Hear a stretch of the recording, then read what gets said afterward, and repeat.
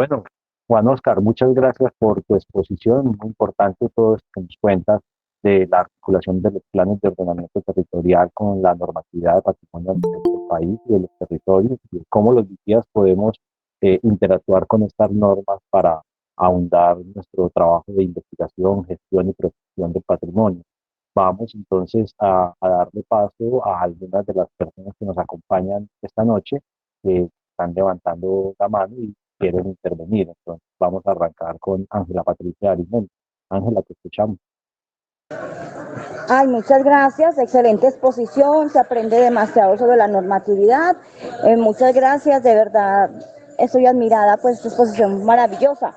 Tengo dos preguntas para nuestro querido expositor la primera es si de pronto nos puedes dar algunas luces de dónde uno puede ir al área metropolitana a mirar las fichas del municipio. Por ejemplo, a mí me correspondería desde el municipio de La Estrella. Si me puedes dar alguna luz, porque aquí en este momento ni siquiera la administración sabe qué es, qué, cómo es que se debe cuidar el patrimonio. Muy bueno pues empezar como a hacer esa labor. Y otra preguntita es a raíz de lo que está hablando con Antioquia sobre el patrimonio ambiental. Si dentro de la ley también se estipula alguna normatividad sobre este o no, puesto que estás hablando de los bienes de interés cultural, pero no sé si también correspondería al patrimonio ambiental. De nuevo, felicitaciones, fascinante charla y muchas gracias. Gracias, Ángela, a ti por la intervención. Activa el micrófono, Juan, y procedamos entonces a contestarle a Ángela y ya continuamos con las demás preguntas.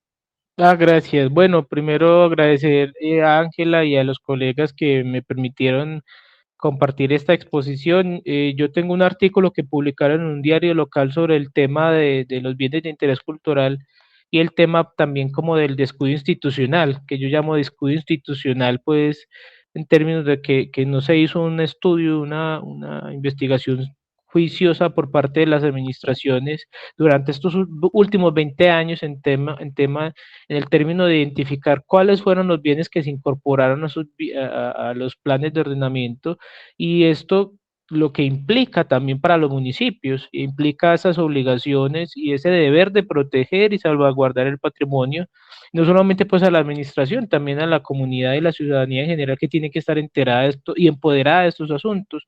Creo que el espacio de los vigías es fundamental por eso, porque es el empoderamiento ciudadano de ese patrimonio que nosotros tenemos que proteger, tanto como administración como también como ciudadanía. Mira, para responder a tu pregunta, La Estrella es otro de esos municipios afortunados. Nosotros hicimos, bueno, cuando yo llegué al cargo de Patrimonio Cultural en Barbosa el año pasado, yo llegué por un concurso nacional que fue de la Comisión Nacional de Servicio Civil. Me di cuenta que ninguna administración pues le había interesado ese tema del patrimonio cultural inmueble, pues más que todo. Entonces me di cuenta que las fichas del área metropolitana no se encontraban en Barbosa, o sea, era muy contradictorio. Se perdieron en algún momento, otra administración las dejó perdernos, porque todas estas fichas se entregaron a los municipios. Se supone que el estudio que hizo el área metropolitana en el año 99 se devolvió en los resultados a los municipios, las entidades territoriales deben guardar o resguardar copia de estos, que son documentos muy importantes para la salvaguarda de los bienes de interés cultural incorporados. Entonces, pues nosotros hicimos la tarea y fuimos hasta el área metropolitana queda ubicada ahí en el centro administrativo de la Alpujarra, en Medellín, y tiene un centro de documentación. En el centro de documentación tú vas a poder encontrar el estudio y las fichas respectivas que hicieron para el municipio de La Estrella.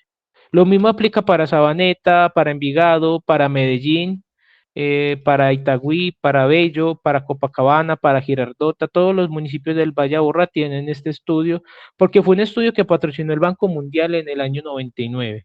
Entonces, La Estrella también tiene este estudio ya en custodia del área metropolitana, ellos tienen su centro de documentación y ellos tienen en custodia, pues, como te digo, La Estrella y Barbosa deberían tener estos documentos en custodia, pero ha sido también ese descuido institucional que no ha permitido que esa documentación valiosa se proteja.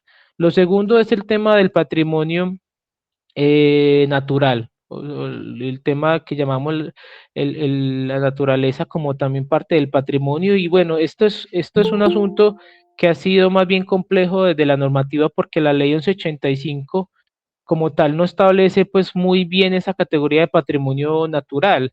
Creo que la establece más bien la 397 la Ley General de Cultura, pero la establece muy someramente, básicamente. Hay que remitirnos a la ley, al decreto 2358 del 2019. En el 2358 vamos a encontrar una categoría que se llama paisaje cultural, que es un concepto mucho más elaborado que abarca el patrimonio cultural, mueble e inmueble, y el patrimonio natural. Entonces, esa conceptualización se encuentra en el decreto 2358, vas a encontrarlo específicamente.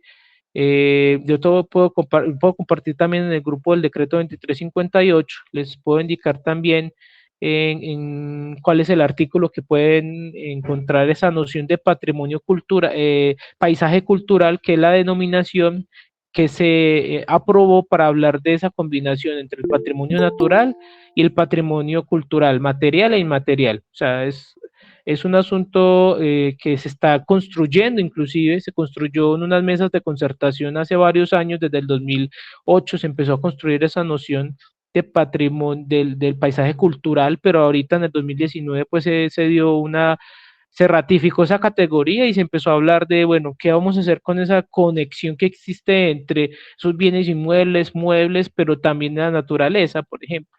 Por ejemplo, en el Valle del Cauca, esa zona del norte del Valle del Cauca, de Caldas, vamos a hablar del paisaje cultural cafetero, que es una categoría que habla de esa conexión que existe entre el patrimonio cultural, material e inmaterial y el paisaje como tal, o sea, el medio ambiente y la naturaleza.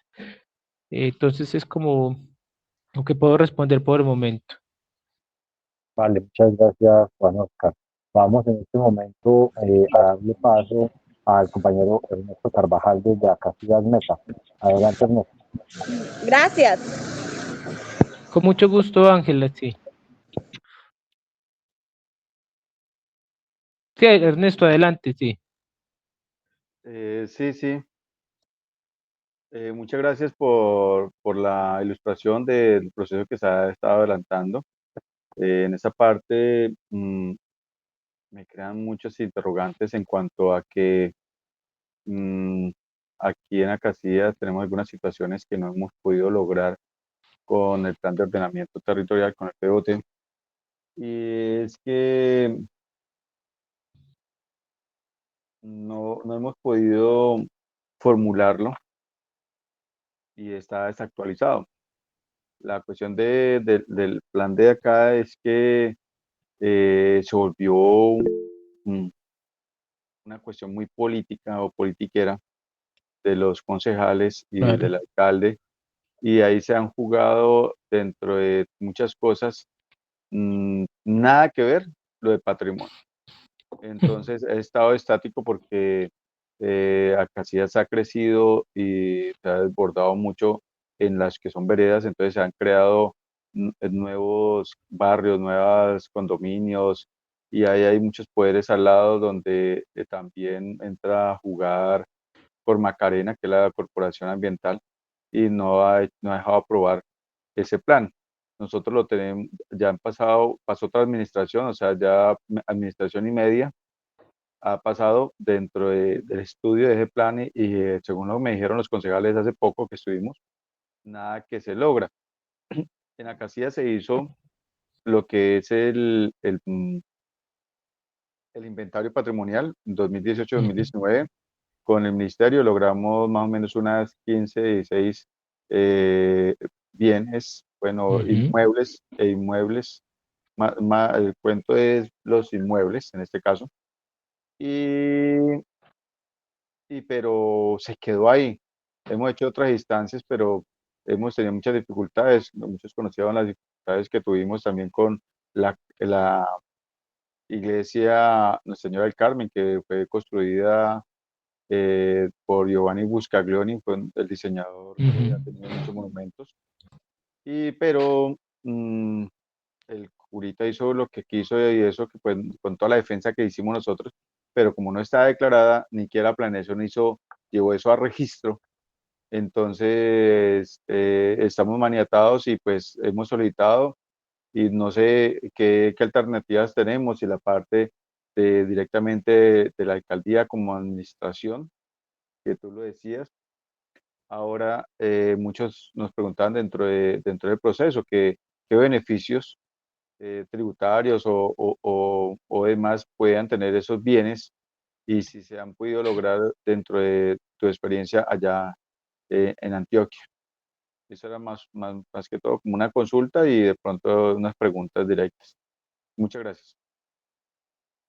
Bueno, Ernesto, muchas gracias. Tu pregunta y el caso de Acacias es muy importante y muy emblemático también de la situación que viven muchos otros municipios en Colombia. El tema de los planes de ordenamiento territorial, no sé cuál es el documento que tiene Acacias, si es esquema o plan básico o plan de ordenamiento, independiente de ello, sí, esquema. Plan básico. Plan básico, ah, sí, entonces tiene más de 100, sí, tiene más de 35.000 habitantes. Entonces, en este orden de ideas, pues, primero, lo más importante primero es basarnos en la ley 1185 del 2008 y revisar, o sea, lo que yo no te entiendo, Ernesto, es en este momento están actualizando el plan básico de ordenamiento porque ya existía uno, es decir, ya se había promulgado antes del 2008 uno en Acacias. Hay dos planes, uno del 2001, 2011, 2008, algo así, 2007, pero en esa no se colocó nada de patrimonio como tal. Y el otro fue el 2011. O sea, el primero es el de 2008. Sí, 2007, 2008, ahorita reviso. Y 2000. uno antes del 2008 y el otro es 2011.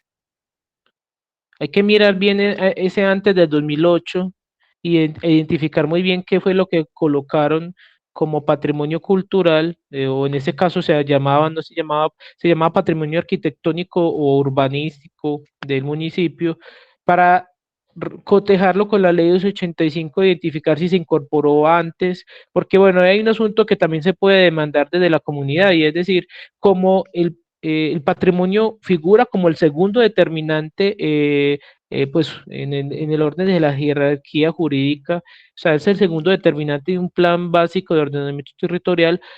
Ni los concejales, ni por medio de un acuerdo, ni un decreto municipal se puede exceptuar o eliminar el patrimonio cultural de municipio. O sea, se tiene, o por obligación, por la ley 388 del 97, que colocar el patrimonio como, pues, como lo que es, colocarlo en su lugar, que es el segundo determinante jurídico dentro de los planes básicos de ordenamiento. Entonces, la invitación de Ernesto es a que revisemos, si quieres, nos podemos reunir, podemos hacer el trabajo de análisis y revisar bien cuáles son los antecedentes de ese plan básico, porque los planes básicos de ordenamiento también tienen unos estudios previos, mirar los estudios, o sea, hay que solicitar en la alcaldía todo lo que se tenga sobre esos planes básicos, los estudios, lo que llamamos el estatuto de planeación territorial de esos años, porque el plan básico va acompañado de su reglamentación, que sería el estatuto de planeación. Entonces, van de la mano. Hay que mirar cuál es el del 2008, cuál fue el anterior, para determinar si efectivamente incorporaron algunos bienes antes de que surgiera la ley 1185 del 2008, porque después ya cambia el procedimiento para declarar un bien de interés cultural. O sea, después del 2008 cambia. Por eso se habla de que antes del 2008 se puede determinar cuáles fueron los que fueron incorporados. Listo, sí, Oscar, sí, nos toca la tareita. Ya está aquí con el computador, está revisando y el plan de ordenamiento es 2000, es del 2000, de junio del 2000, no tiene nada de patrimonio, mientras que el del 2011 sí tiene alguna referencia, aunque muy empírica porque realmente no le apuntaron al inventario, ninguno de los bienes apuntaron al inventario que se hizo en 2018 porque no cumplían realmente los valores históricos, estéticos, simbólicos y demás. Ernesto, en ese sentido hay una violación flagrante del artículo 10 de la ley 1185, de la ley 388. Es un asunto ya que entra inclusive demandable. O sea, Ese plan básico que se hizo, que se promulgó en el 2000 en Acacias, está viciado. O sea, hay un asunto de vicio normativo allí, porque exceptuaron por completo uno de los determinantes jurídicos de los planes. Es un asunto ya de verificarlo y empezar a emprender acciones, más que todo derechos de petición, si es posible tutelas. Es un asunto que se tiene que examinar a profundidad y con mucho gusto podemos ayudarte. Vale, Juan Oscar, muchas gracias y a compañero Ernesto de Acacias también por su intervención. Vamos a escuchar a Mónica Ramírez y luego a Rafael Mejía. Mónica, adelante. Buenas noches, gracias Juan Pablo. Quería hacer una acotación a lo que acaban de decir con respecto a los lugares de culto. Los lugares de culto que tienen más de 100 años, llámese iglesias, sinagogas, etcétera, todas esas construcciones antiguas tienen declaratoria. Toca averiguar en la curia correspondiente y saber qué protección tiene. No, eso no depende solamente del ministerio. Las curias son autónomas en las decisiones que toman para la reforma de las iglesias. Ya de la comunidad depende si la iglesia tiene más de 100 años, hacer la gestión y evitar que se hagan daños dentro de la estructura o dentro de la parte estética del sitio de culto. Para tener en cuenta. Vale, muchas gracias, Mónica. Aportando un poco a lo que está planteando Mónica, lo que pasa es que en Colombia nuestro régimen jurídico tiene o permite la figura de declaratoria compartida. Entonces, lo que dice Mónica, la iglesia tiene una autonomía que le da la ley para la protección y las declaratorias de su acervo, sea este mueble o inmueble. Pero también es importante tener en cuenta que cuando alguno de estos elementos pasa a un nivel de declaratoria donde ya interviene, perdón, la comunidad, estamos hablando de cuando una iglesia tiene una declaratoria del orden local, departamental o nacional que no es únicamente promulgada por la curia, sino que ya está por las autoridades administrativas del territorio, sea local, nacional o departamental. Allí la iglesia pierde la autonomía en la toma de decisiones y pasa a tener una autonomía compartida. O sea, ya el cura o la iglesia, pues como institución, no puede actuar frente a un inmueble si este tiene una declaratoria como bien de interés cultural. Tiene que elevar esa intervención a los estamentos que la tendría que hacer cualquier otro ciudadano o cualquier otra entidad del Estado por tener esta condición. Pero si hay muchos bienes inmuebles que están únicamente bajo una potestad de los estamentos religiosos y efectivamente en estos casos pues son ellos los que tienen la última palabra en cualquier tipo de actuación mientras la declaratoria se mantenga en este nivel. Juan Pablo, disculpa, quería agregar a lo que dices tan importante, porque del caso Barbosa nos dimos cuenta que el nivel de declaratoria que tienen las iglesias, que tenemos 3 iglesias, es municipal, precisamente porque fueron incorporadas en el Plan Básico de Ordenamiento Territorial. Entonces nos encontramos también con esas discrepancias con la Iglesia Católica, porque la Iglesia Católica nos dice, bueno, entonces nosotros ¿qué obtenemos? Nosotros, o sea, ¿cómo nos puede contribuir la alcaldía o la administración pública? Entonces ahí está el problema porque la administración tampoco ha hecho la gestión para empezar a crear ese plan especial de manejo y protección que debe tener ese bien para poder ser intervenido o no y las maneras como se debe intervenir.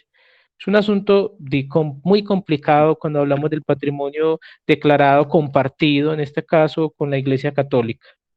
Correcto. Bueno, muchas gracias a Mónica por la intervención también, por poner a reflexionar en el tema. Estaba Juan Rafael, creo, tenía la mano levantada. Perdón, Rafael Mejía. No sé si aún está interveniendo Rafael. ¿Qué tal? Buenas noches. Muchas gracias, Juan. ¿Qué tal? ¿Cómo estás, hombre?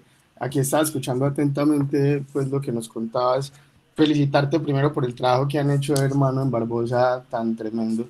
Y pues precisamente hablando un poquito más como de que sí es muy importante la declaratoria y que todos los grupos de vigías tengan en cuenta el proceso, pero pues como aporte yo diría que es más importante incluso el plan especial de manejo y protección. Tenemos cantidad bienes muebles, inmuebles, todo con declaratorias, pero no tienen ningún tipo de intervención por medio de la administración. Hay que aclarar que la mera declaratoria de por sí, aunque plantea unas responsabilidades, no especifica cuáles, ni los tiempos en que se deben cumplir. Entonces, importantísimo, pues, como esa parte, y si podemos después ampliar con el conocimiento que vos tenés sobre la elaboración como tal de los planes especiales de manejo, muy útil. En especial, por ejemplo, nosotros acá en el municipio tenemos cantidad también, hablo de Copacabana, porque también sucede lo mismo en Yolombó, donde también pues está como, hago presencia con un grupo, pero acá tenemos una cantidad de bienes que ninguno tiene plan especial de manejo, por esa misma razón, incluso la Casa de la Cultura, que está declarada y hace parte del equipamiento de la administración, porque allá pues se desarrollan actividades de la administración, tiene en este momento una gran afectación por una construcción nueva que se hizo a sabiendas de que esto estaba declarado y de que la construcción no debería aprobarse. Pero eso pasa porque precisamente tenemos una declaratoria en un PBOT, pero no, perdón, pero no tenemos un plan especial de manejo para ello. Quería también de pronto comentarle un poquito a los compañeros que son del área metropolitana, que existe desde el año 2021 por acuerdo metropolitano, y que está en funcionamiento desde pleno desde el año 2022 el Consejo Metropolitano de Cultura, del que cada uno de sus municipios tiene un enlace dentro de la administración y otro fuera como parte del Consejo de Cultura. Entonces, a través de ellos pueden solicitar esa información también que nos exponía Juan Oscar, que está en el edificio del área metropolitana. El equipo técnico, estoy seguro, de ellos nos puede colaborar. Entonces, ya saben, lo pueden contactar a través o de su Consejo de Cultura o de la Secretaría, si es de Educación y Cultura o mixta, o bueno, ya ustedes en el caso de cada municipio. Eso por un lado. Por el otro también como comentarle al compañero que ahorita pues planteaba, creo Ernesto, que los comités territoriales de planeación, los CTP, son muy importantes, y los consejos de cultura tienen asiento en el CTP con un representante que se puede encargar, en este caso Ernesto, pues de hacer una propuesta de estudio más detenida sobre el patrimonio que ustedes tienen o que ustedes no tienen en ese plan básico de ordenamiento territorial que nos comentabas. Y además hay una cosa, pues no sé si aplique porque no soy abogado, pero nos ha funcionado en otras ocasiones el derecho paralelo. Entonces, si es un acuerdo mediante el cual se aprobó ese PBOT, mediante un acuerdo se puede modificar a sabiendas de que todavía está en elaboración el próximo, es decir, no está hecho. Entonces, por ahora ustedes pueden también proponer que se cree un acuerdo mediante el cual se modifique ese plan básico y se incluya entonces, con los agravantes que expresaba Juan Oscar, el tema patrimonial dentro de ese PBOT, con el agravante de que el no tenerlo implica también la posibilidad de un requerimiento para la administración municipal, ¿cierto? Entonces, de pronto empecemos a apoyarnos en esos consejos de cultura que ahí tienen asiento los vigías y que tienen incidencia en otros espacios, como le digo en este caso en el CTP. Nada, era básicamente pues como eso. Ah, bueno, y también hablaban del patrimonio natural. Entonces, listo, si no tenemos registrado patrimonio natural como tal, con ese nombre o bien de interés natural, cultural, si no lo tenemos así, podemos ir a buscar en nuestros municipios los SILAP, que sí debemos tener unos sistemas de áreas protegidas o vigiladas. En esos SILAP vamos a que todos los municipios también deben tener uno. Es escaso el municipio que no lo tiene. Copacabana, por ejemplo, no lo tiene, y es un incumplimiento flagrante, perdón, a la norma. Entonces pueden buscar en esos SILAP también qué lugares de su territorio están demarcados como zonas de protección, si tienen, si en ellos ustedes ubican como vigías que se desarrolla alguna práctica inmaterial que pueda hacer, que le pueda dar a eso, digamos, una mayor potencia para que sea considerado, como decía ahorita Juan Oscar, ya un paisaje cultural como tal. Creo que eso podría aportar mucho al reconocimiento de esas áreas naturales como patrimonio. Era eso, muchas gracias por el espacio. Vale, muchas gracias a ti, Rafael. Vamos Pablo, entonces, hola. John Jairo, adelante. Dame como un momentico. Lo primero, pues agradecerle a Juan Oscar. Esta charla de hoy es la que deben escuchar todos los vigías. Esta charla y complementada con lo que cada uno obviamente conoce, como el caso de Juan Pablo, de Mónica y muchos más, porque sería para nutrirnos demasiado. Permítame, yo presento, aquí está con nosotros el compañero Gustavo Aguilar, y Gustavo Aguilar es uno de los fundadores de la Red Confía. Don Gustavo Aguilar fue uno de los que estuvo en los inicios de este proyecto que hicimos a partir de la red de vigías de Antioquia. Entonces, pues es muy grato tenerlo aquí, Gustavo, y ya sabe, la red va para el 5.º año y vos hiciste mucho, mucho porque creáramos esta red. Gustavo. Gustavo. Hombre, buenas noches a todos. Buenas noches, Bueno, Gustavo. en primer lugar, pues agradecerle a Juan Oscar por la claridad de la ley, lo que se puede hacer con el patrimonio cultural. A mí me asaltan varias inquietudes, John, y vos lo sabés desde hace rato. Uno, una persona que pueda llegar a ser concejal del municipio, ¿cómo desde la misma ley puede volverse un aliado de todo este proceso de patrimonio cultural? Dos, ¿cómo desde el Consejo por acuerdo municipal se puede vincular, por ejemplo, un proyecto como el de John Jairo, que lleva trabajándolo hace 5 años, casi en solitario, 10. digámoslo así, o sin doliente aquí en el municipio? ¿Cómo vincularlo a un proceso serio, legal, educativo, pedagógico en el municipio, desde el Consejo? ¿Cómo la ley nos permite eso? Una persona que potencialmente pueda llegar al Consejo, ¿cómo la ley le permite esas dos cosas? Muchas gracias. Y a usted por colaborarnos en la Red Confía.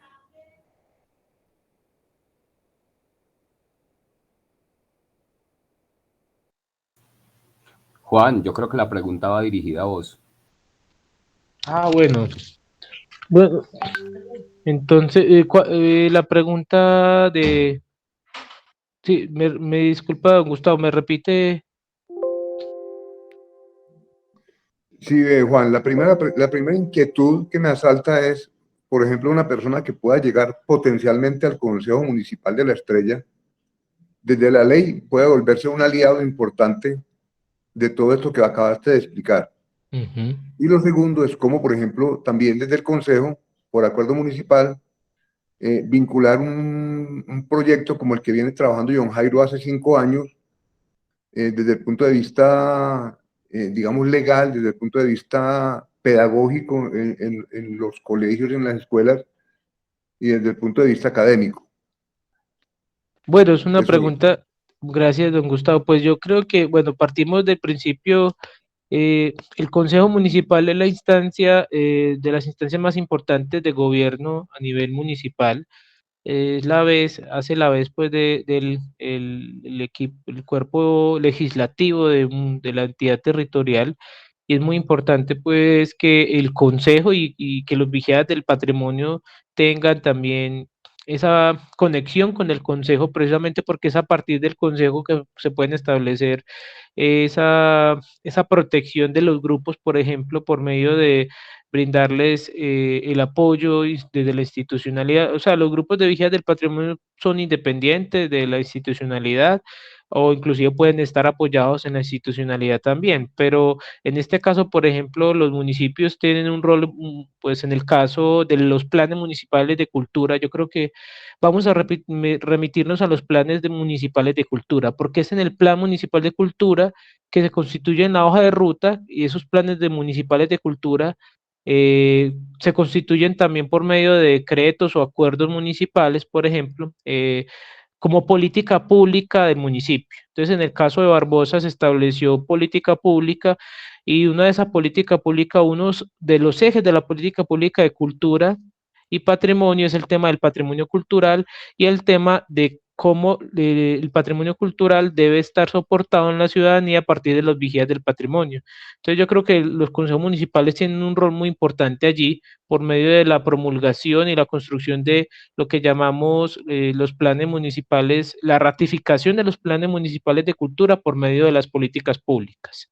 Eso por un lado, y por el otro lado también vemos que el mismo Consejo Municipal, o sea, en los consejos son los que ratifican o promulgan lo que llamamos los planes de ordenamiento territorial, tienen esa posibilidad de incorporar de manera juiciosa y efectiva lo que llamamos el componente o el determinante del patrimonio cultural dentro de los planes de ordenamiento.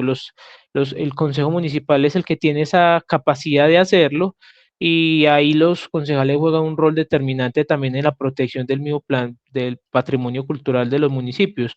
¿Qué nos hemos encontrado nosotros lastimosamente? Que primero los concejales no se empapan del tema, no conocen el tema del ordenamiento territorial y segundo, pues hay unos intereses económicos y políticos que muchas veces prevalecen sobre el patrimonio cultural. Entonces, a un municipio, por ejemplo, como Barbosa no le conviene que tenga una zona urbana tan amplia de 55 bienes de interés cultural precisamente porque eso va en contravía de los intereses de las inmobiliarias y en las constructoras.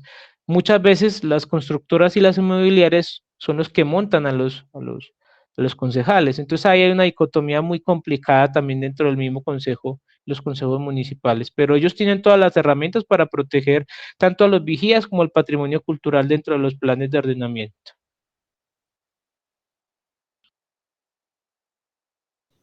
Muchas gracias. Muchas gracias, Juan Oscar. Pidió la palabra nuevamente Ángela y Rafael. Vamos con Ángela.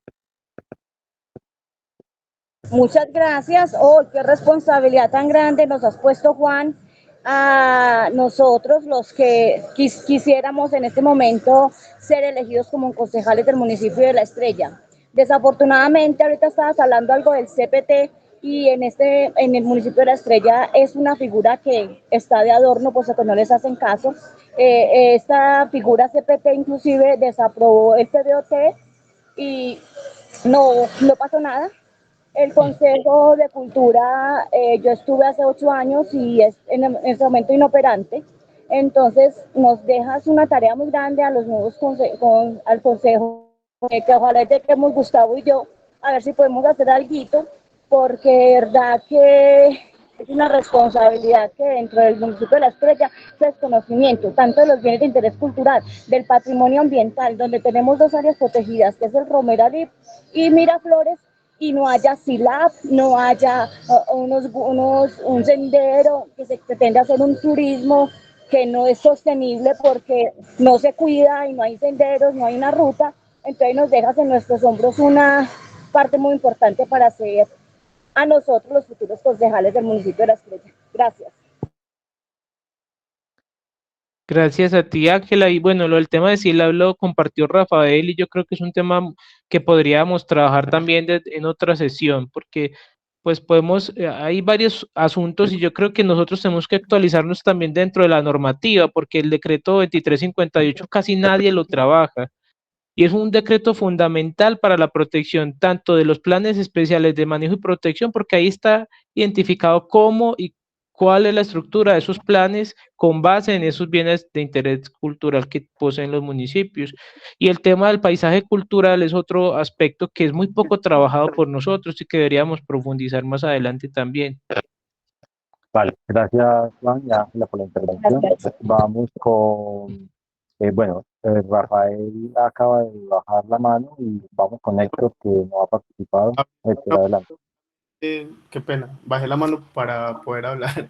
Dale, Rafael. Y después vamos con Héctor.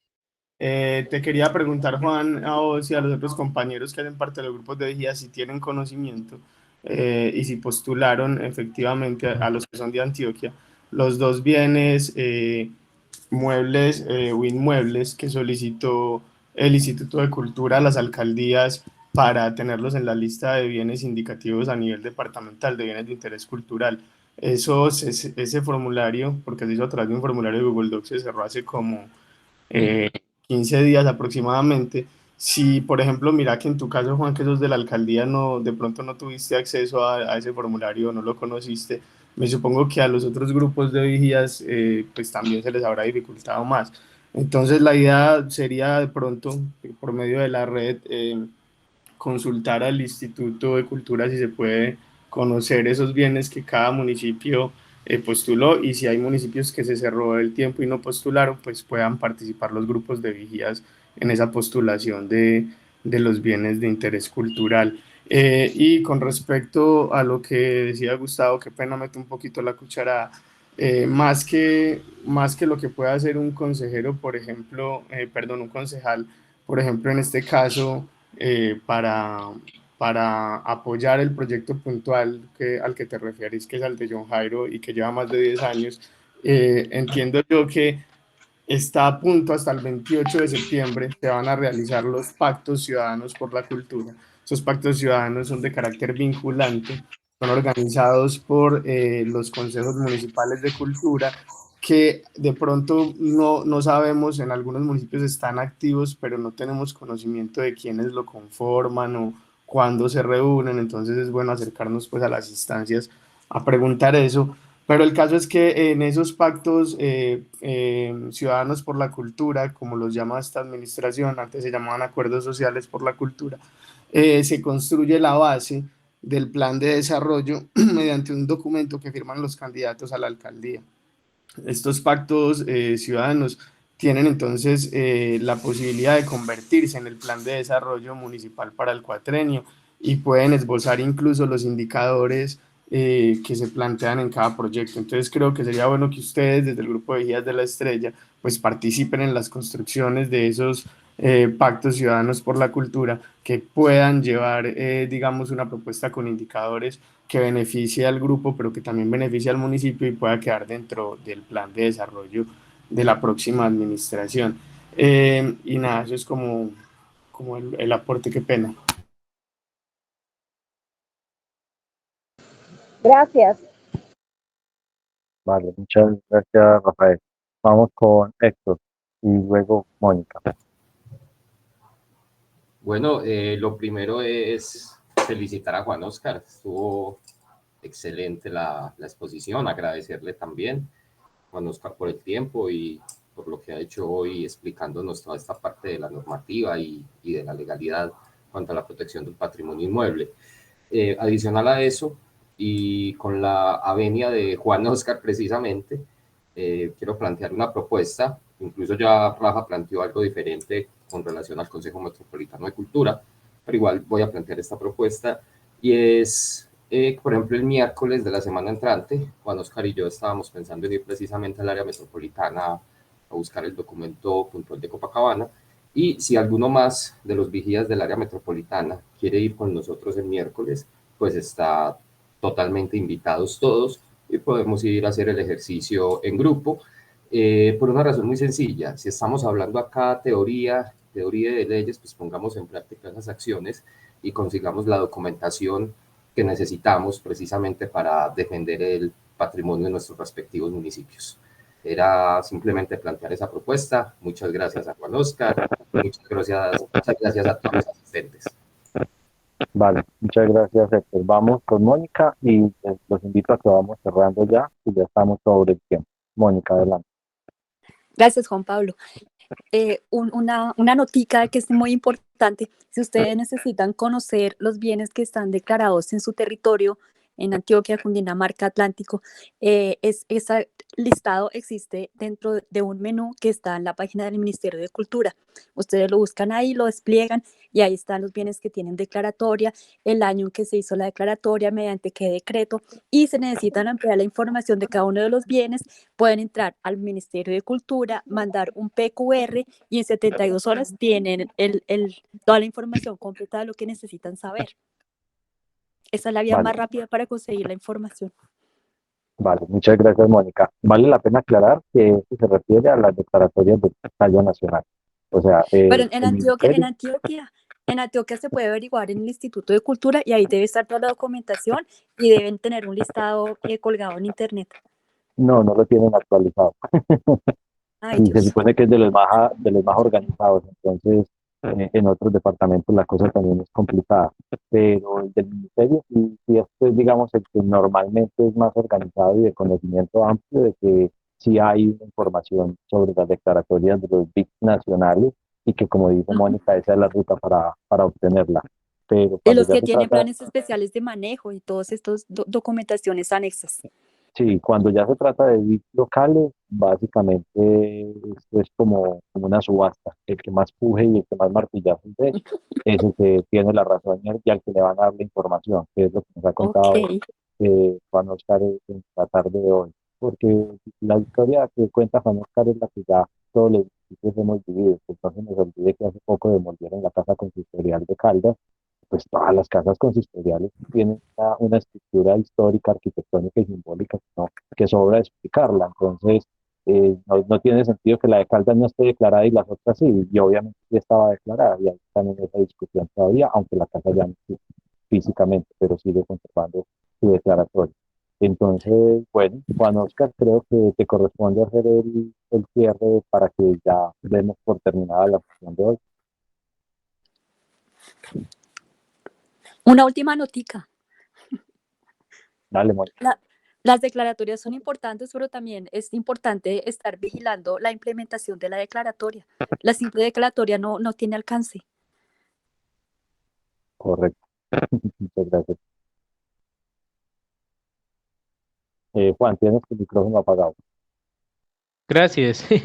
Conectando con lo que dice Mónica, pues el tema, pues, esto es un paso a paso, pues yo creo que lo primero es identificar qué está declarado y qué no está declarado, pues en los municipios, porque con base en estas declaratorias, ya sea a nivel, pues del nivel nacional o municipal, territorial, pues tenemos herramientas nosotros para defender o proteger o también incentivar a las instituciones, el ámbito institucional, a que proteja estos bienes de interés cultural que son de obligación, pues de estricto cumplimiento de acuerdo al organigrama nacional. Es decir, un decreto municipal no puede derogar una ley nacional, o sea, hay una jerarquía normativa.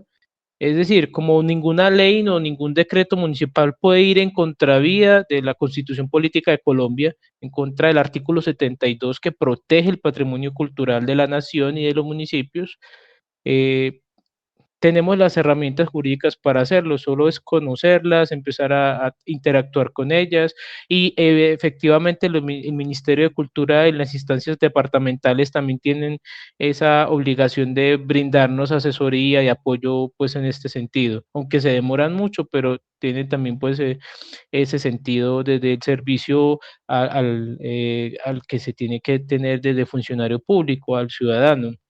Entonces, bueno, con respecto a lo que dice Rafael, el tema de estas declaratorias o la solicitud de los municipios, realmente ha sido bien complejo, Rafael, porque, por ejemplo, en el municipio de Barbosa, yo hago parte de la administración, pero la administración niega lo que yo es el análisis que les acabo de compartir. Es decir, son análisis que ya se compartió a la ciudadanía, pero la administración lo niega efectivamente porque tiene intereses inmobiliarios de por medio. O sea, ese es como el análisis que uno puede ver de por medio. Y ahí se une también el Consejo Municipal por medio pues del asunto del lobby político y ese asunto de, bueno, cuáles son los factores que hacen que erosionan esa protección del patrimonio a nivel municipal, las mismas institucionalidades, lastimosamente. Entonces, cuando un municipio como Barbosa niega que tiene bienes de interés cultural declarados, en este caso por medio del procedimiento de la homologación a bien de interés cultural, por medio de su incorporación a los planes básicos de ordenamiento territorial, pues lo que está haciendo es violando la misma ley nacional, violando la constitución política, porque la constitución obliga a las instituciones y a los entes territoriales a proteger el patrimonio. En el caso de Barbosa, pues la respuesta que hubiera dado el municipio es que no va a postular a ningún bien porque ninguno está declarado. Porque antes de ser declarado, pues, o postulado para ser bien de interés cultural departamental, tendría que tener la categoría de bien de interés cultural municipal. No sé, pues si tengo entendido eso. Y con respecto a Héctor, pues la propuesta también pues la habíamos hecho de que los que quieran acompañarnos de aquí del área metropolitana a al centro de documentación, lo podemos hacer para reunirnos ese día, hacer el análisis en conjunto de los 10 municipios del Valle de Aburrá y conocer la documentación que soporta el tema de las declaratorias por vía de homologación a bien de interés cultural. Vale, listo, perfecto, Juan Oscar. Bueno, muchas gracias. Creo que Juan, quiere decir algo. Adelante. sí, qué pena, es que dentro de las preguntas que le he hecho, hablaba sobre lo que correspondía a los beneficios, más que todo a las personas que son propietarios y usualmente privados y familias que tienen esa edificación, que se ha podido hacer desde allá. Gracias. Sí, Ernesto, había olvidado esa pregunta. Si me permite, Juan Pablo, yo respondo un poco sobre el tema. No voy a profundizar mucho porque el tiempo ya nos apremia.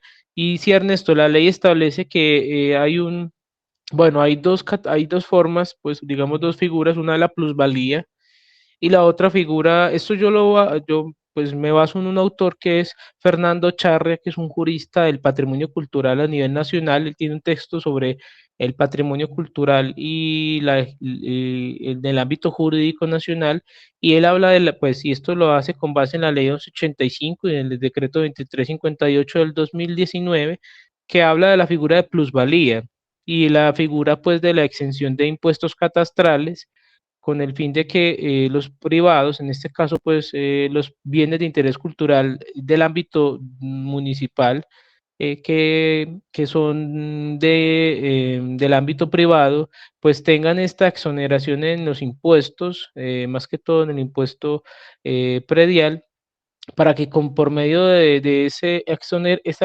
exoneración, sí, esos planes de compensación, como dice exactamente Mónica, puedan tener pues este recurso para invertirlo en la conservación del bien. Pero este asunto es bien complicado porque realmente el tema de la plusvalía y la compensación es muy poco en comparación con lo que se tiene que invertir en un bien de interés cultural que tenga más de 100 años, por ejemplo. O sea, una sola restauración de un bien de interés cultural de más de 100 años puede valer más de 1.000 millones de pesos, dependiendo de la firma contratista, dependiendo de la intervención que se tenga que hacer, si hay que hacer un plan especial de manejo para mirar cómo se debe intervenir cuál es el nivel de intervención, por ejemplo, eso lo determina un plan especial de manejo y protección.